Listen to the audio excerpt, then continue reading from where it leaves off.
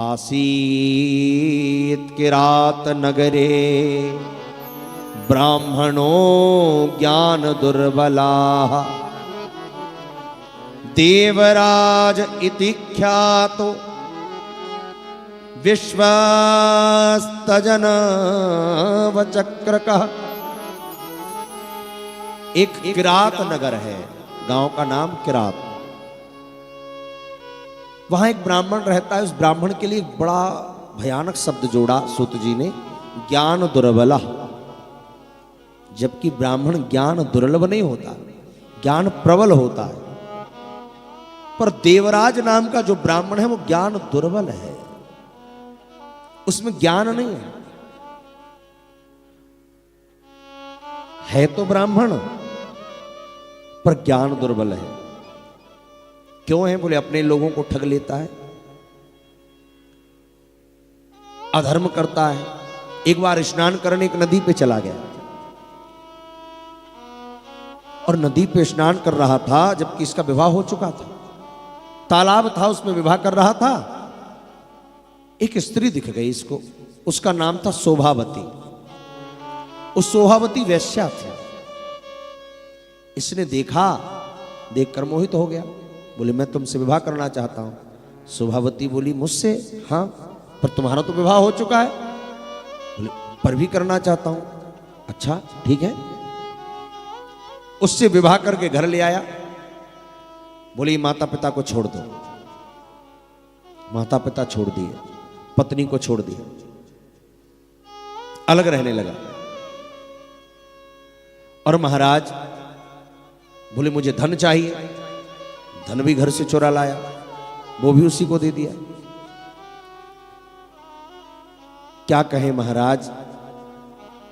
एक दिन शोभावती के साथ ये इतना पतित हो गया कि मदिरा पीने लगा, मांस का भक्षण करने लगा, एक ही थाली में भोजन करने लगा।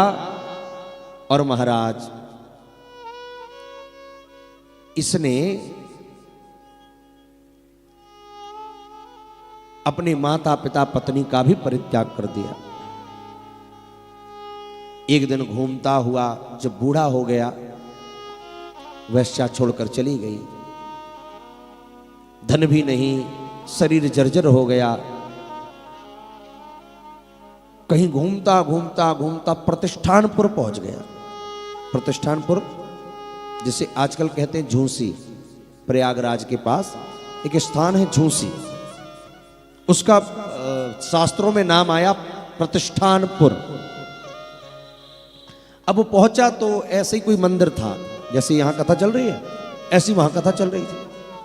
ये चला गया और शिव पुराण की कथा चल रही थी। बाहर बैठ गया। इसलिए नहीं बैठा कि शिव पुराण कथा सुनूंगा, इसलिए बैठ गया कि कथा के बाद कुछ प्रसाद मिल जाएगा। भूख बड़ी जोर की लगी है, बुखार इतना तेज, पूरा शरीर तप रहा था। बिल्कुल मरणासन स्थिति में देवराज कर्मों को भोग रहा था, पाप इतने किए थे। जाकर मंदिर शिवालय था, शिव मंदिर में शिव पुराण की कथा हो रही थी। ये बाहर पड़ा रहा। शिव मंदिर के प्रांगण में विप्रदेव था, शिव कथा सुना रहे। अब ये सुनने तो नहीं गया था, पर भैया अब कोई मान लो बाहर खड़ा हो, मुन्ना चाहे कि मैं कथा सुनूं। अब इतनी दुकानें हैं, लोग बैठे हैं, पर कान में तो कथा जा रही है ना। अब ये बताओ, कोई जहर को जानबूझ के पी ले या अनजाने में चला जाए, क्या करेगा?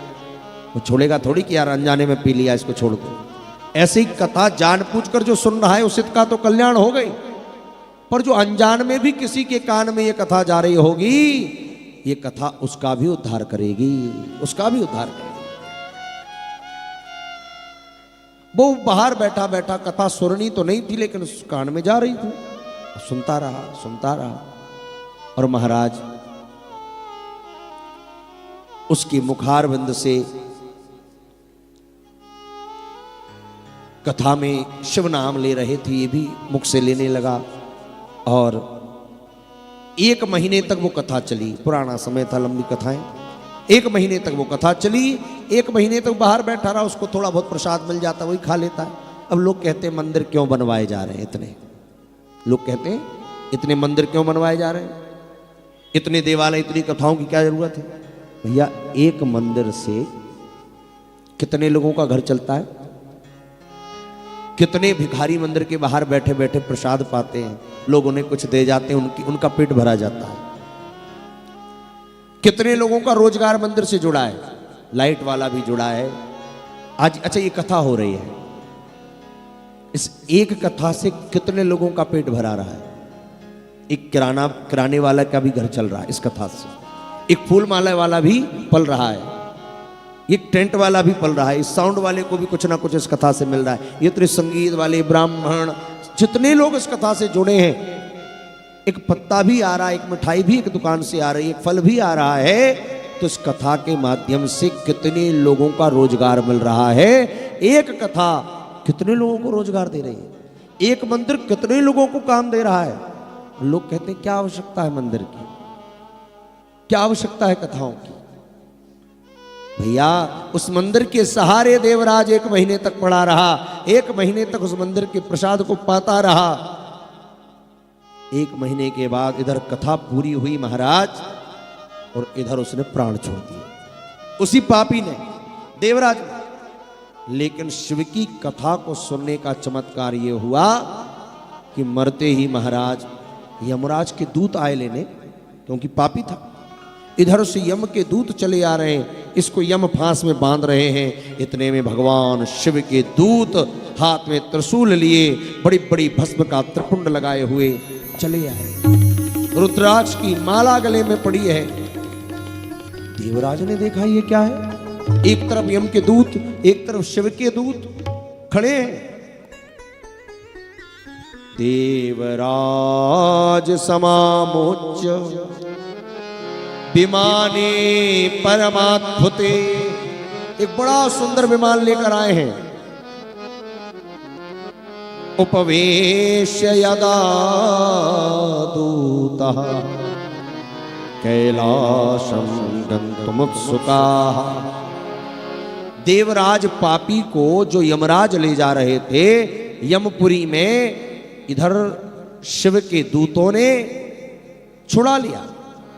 कहा नहीं नहीं, ये यमपुरी नहीं जाएगा, ये तो शिवपुरी जाएगा। क्यों महाराज, ये तो महापापी है।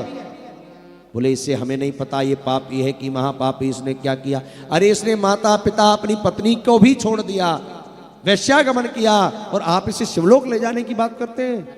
शिव के दूत बोले हमें नहीं पता इसने क्या किया, हमें तो ये पता है मरते समय इसके कान में भगवान शिव की कथा गई है, इसलिए ये नरक में नहीं जाएगा, कैलाश जाएगा। बिठा के ले गए महाराज। हे ऋषियों, शिव पुराण की ये कथा इतनी पवित्र है। कोई कैसा ही पापी हो जिस देवराज ने धन के लोभ में अनेक लोगों की हत्या तक कर दी थी। धन्या शिव पुराणस्य कथा परम पावनी, यस्या श्रवण मात्रेण पापयानपि मुक्ति भाग। इसके श्रवण मात्र से पाप समाप्त होते हैं। अरे मात्र पितृ बदहंता वैश्यागामी च मध्यपा, माता पिता का हत्यारा, वैश्यागामी। देवराजो तत्र गत्वा मुक्तो भवत् क्षणात्। एक क्षण में इसकी मुक्ति हो गई, हमारी आपकी मुक्ति में क्या संशय होगा। शिव पुराण की इस कथा को सुनकर शौनकादिक ऋषि बोले महाराज धन्या धन्या कथा संभो, तुम धन्यो धन्य एवच। धन्य है शिव की कथा और धन्य है महाराज इस कथा को सुनने वाले। क्यों? बोले यदा कर्ण मात्रेण, ये कथा कान में चली भर जाए तो शिवलोकम ब्रजे नरः, मनुष्य शिवलोक का वासी हो जाता है। इससे सरल साधन दुनिया में कुछ भी नहीं है।